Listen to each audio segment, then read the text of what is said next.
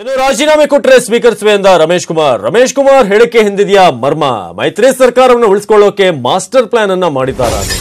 ವಿಧಾನಸಭೆ ಸ್ಪೀಕರ್ ಮೂಲಕ ಮೈತ್ರಿ ಸ್ಕೆಚ್ ಅನ್ನ ಹಾಕಲಾಗಿದೆಯಾ ಅಂತ ರಾಜೀನಾಮೆ ಕೊಟ್ರೆ ಸ್ವೀಕಾರ ಮಾಡ್ತೀನಿ ಅಂತ ಹೇಳಿದ್ದಾರೆ ರಮೇಶ್ ಕುಮಾರ್. ಆದ್ರೆ ಆ ಒಂದು ಹೇಳಿಕೆ ಕೇವಲ ಒಂದು ಸಿಂಪಲ್ ಹೇಳಿಕೆ ಖಂಡಿತ ಆಗಿರ್ಲಿಕ್ಕಿಲ್ಲ. ಆ ಮೂಲಕವಾದ್ರೂ ಅವ್ರನ್ನ ಬರೋ ಹಾಗೆ ಮಾಡಿ ಅಲ್ಲಿ ಒಂದ್ ರೀತಿಯಾಗಿ ಟ್ರ್ಯಾಪ್ ಮಾಡುವಂತಹ ಪ್ಲಾನ್ಗಳ ಮೈತ್ರಿ ಸರ್ಕಾರ ಉಳಿಸಿಕೊಳ್ಳೋಕೆ ಸ್ಕೆಚ್ ರೆಡಿ ಆಗಿದೆಯಾ ಅಂತ ವಿಧಾನಸಭೆಯ ಸ್ಪೀಕರ್ ಮೂಲಕ ಮೈತ್ರಿ ಸ್ಕೆಚ್ ಅನ್ನ ಹಾಕಿರೋದು, ಜೊತೆಗೆ ವಿಪ್ ಅನ್ನ ಉಲ್ಲಂಘಿಸಿದ ಶಾಸಕರ ಸದಸ್ಯತ್ವ ರದ್ದಾಗುವಂತಹ ಸಾಧ್ಯತೆ ಕೂಡ ಇದೆ. ಈಗಾಗಲೇ ಸ್ಪೀಕರ್ಗೆ ಮನವಿ ಮಾಡಿದೆಯಂತೆ ಕಾಂಗ್ರೆಸ್. ಆ ಮೂಲಕ ಈಗ ಅವರ ಸದಸ್ಯತ್ವವನ್ನ ರದ್ದು ಮಾಡುವಂತಹ ಚಾನ್ಸಸ್ ಇದೆ. ರಾಜೀನಾಮೆಗೆ ಬಂದ್ರೆ ಈ ವಿಚಾರವನ್ನ ಪ್ರಸ್ತಾಪ ಮಾಡಲಾಗುತ್ತೆ. ತಕ್ಷಣ ವಿಪ್ ಉಲ್ಲಂಘನೆ ವಿಚಾರ ಪ್ರಸ್ತಾಪ ಆಗುತ್ತೆ. ಸದಸ್ಯತ್ವ ರದ್ದತಿಗೆ ಮುಂದಾಗ್ತಾರ ಸ್ಪೀಕರ್ ಅನ್ನೋದು. ಆ ಮೂಲಕ ರೆಬೆಲ್ ಶಾಸಕರ ನಡೆ ಗಮನಿಸಿ ತೀರ್ಮಾನವನ್ನು ಕೈಗೊಳ್ಳಲಾಗುತ್ತೆ. ಒಂದು ವೇಳೆ ಅವರು ಕಾಂಪ್ರಮೈಸ್ ಆಗಿ ಏನಾದ್ರು ಬಂದ್ರೆ ಅಥವಾ ರಾಜೀನಾಮೆ ಕೊಟ್ರೆ ಅದೆಲ್ಲ ರೀತಿಯಾಗಿ ರೆಡಿ ಆಗಿದೆ. ಈಗ ಸದಸ್ಯತ್ವ ರದ್ದಾದ್ರೆ 6 ವರ್ಷ ಚುನಾವಣೆಗೆ ನಿಲ್ಲುವಂತಿಲ್ಲ. ಇದು ಬಹಳ ಪ್ರಮುಖವಾದಂತಹ ವಿಚಾರ. ಕೋರ್ಟ್ ಮೊರೆ ಹೋದ್ರೂ ಕೂಡ ತಕ್ಷಣ ಅದು ಇತ್ಯರ್ಥ ಆಗಲ್ಲ, ಬಹಳ ಪೆಂಡಿಂಗ್ ಆಗುತ್ತೆ, ತುಂಬಾ ಲ್ಯಾಗ್ ಆಗ್ತಾ ಹೋಗುತ್ತೆ. ಹಾಗಾಗಿ 6 ವರ್ಷ ಚುನಾವಣಾ ಕಣದಲ್ಲಿ ಬರೋ ಹಾಗಿಲ್ಲ. ಆ ಮೂಲಕ ಒಂದು ವೇಳೆ ಸದಸ್ಯತ್ವವನ್ನ ರದ್ದು ಮಾಡಿದ್ರೆ ಈ ಒಂದು ತೊಂದರೆ ಆಗುತ್ತೆ. ಅನರ್ಹರಿಗೆ ಏನು ಅತೃಪ್ತ ಶಾಸಕರಿಗೆ ಅನರ್ಹರಾಗುವ ಭಯ ಇದೆ.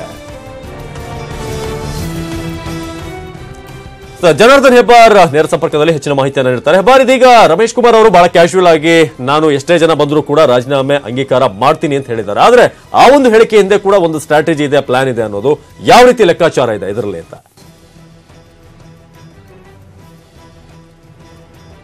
ಖಂಡಿತವಾಗಿ ಅವಿನಾಶ್, ಯಾಕಂದ್ರೆ ಸ್ಪೀಕರ್ ಆ ರೀತಿ ಹೇಳ್ತಾ ಇದ್ದಾರೆ ಅಂದ್ರೆ ಅದರಿಂದ ಖಂಡಿತವಾಗಿಯೂ ದೊಡ್ಡ ಮಟ್ಟದ ಲೆಕ್ಕಾಚಾರ ಇದೆ. ಅದು ಕಾಂಗ್ರೆಸ್ ಮಾಡಿರುವಂತಹ ಒಂದು ಮಾಸ್ಟರ್ ಪ್ಲಾನ್. ಮೈತ್ರಿ ಸರ್ಕಾರವನ್ನ ಉಳಿಸಿಕೊಳ್ಳಲೇಬೇಕು ಅಂತೇಳಿ ಹಠ ತೊಟ್ಟಿದೆ ಒಂದು ಕಡೆಯಲ್ಲಿ, ಇನ್ನೊಂದು ಕಡೆಯಲ್ಲಿ ಸರ್ಕಾರವನ್ನ ಬಿಡಿಸಲೇಬೇಕು ಅಂತೇಳಿ ಬಿಜೆಪಿ. ಈ ನಡುವೆ ರೆಬೆಲ್ ಶಾಸಕರು, ಕಾಂಗ್ರೆಸ್ನ ರೆಬೆಲ್ ಶಾಸಕರಿಗೆ ದೊಡ್ಡ ಮಟ್ಟದ ಸಂಕಷ್ಟ ಎದುರಾಗಿದೆ.